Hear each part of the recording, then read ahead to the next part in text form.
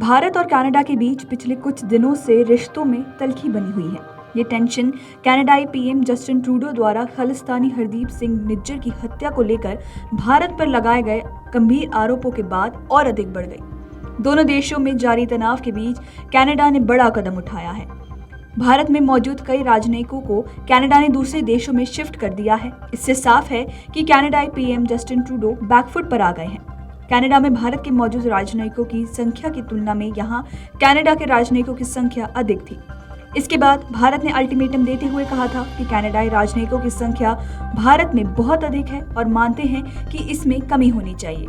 इसके लिए नई दिल्ली द्वारा कनाडा को 10 अक्टूबर तक का समय भी दिया गया था। मीडिया रिपोर्ट्स के अनुसार कनाडाई राजनयिकों की संख्या के संबंध में नई दिल्ली के कहने के बाद कनाडा ने अपने अधिकांश राजनयिकों को कुआलालंपुर या सिंगापुर शिफ्ट कर दिया है। रिपोर्ट्स में ऐसा दावा किया गया है कि दिल्ली के बाहर भारत में काम करने वाले अधिकांश कनाडाई राजनयिकों को कुआलालंपुर या सिंगापुर ले जाया गया है। इस मामले से जुड़ी एक और रिपोर्ट में इससे पहले भी दावा किया गया था कि कुछ राजनयिकों को विभिन्न सोशल मीडिया प्लेटफॉर्मों पर धमकियां मिली हैं। विभाग ने अब कहा, परिणाम स्वरूप और अत्यधिक सावधानी के चलते हमने भारत में कर्मचारियों की उपस्थिति को अस्थायी रूप से समायोजित करने का फैसला लिया है। खालिस्तानी अलगाववादी निज्जर की जून में हुई हत्या में भारतीय एजेंटों की संभावित संलिप्तता के कनाडा के प्रधानमंत्री जस्टिन ट्रूडो के आरोपों के बाद भारत और कनाडा के बीच कूटनीतिक विवाद पैदा हो गया था।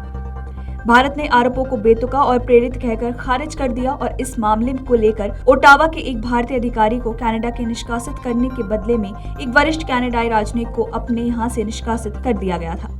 भारत ने गुरुवार को कहा था कि कनाडा को संख्या में समानता हासिल करने के लिए देश में अपनी राजनयिक उपस्थिति कम करनी चाहिए और आरोप लगाया कि कनाडा के कुछ राजनयिक नई दिल्ली के आंतरिक मामलों में हस्तक्षेप करने में शामिल हैं। ये निज्जर की हत्या पर दोनों देशों के बीच संबंधों में जारी गिरावट का स्पष्ट संकेत है। आपको बता दें कि विदेश मंत्रालय के प्रवक्ता अरिंदम बागची ने कहा था कि परस्पर राजनयिक उपस्थिति पर पहुंचने के तौर तरीकों पर चर्चा चल रही है और उन्होंने स्पष्ट संकेत दिया कि भारत इस मुद्दे पर अपनी स्थिति की समीक्षा नहीं करेगा।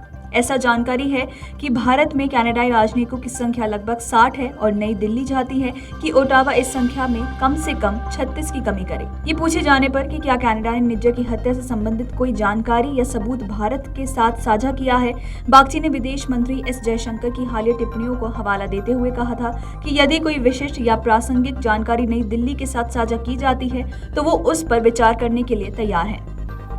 Video desk अमरउजाला.com। अमर उजाला अब आपके टीवी पर भी।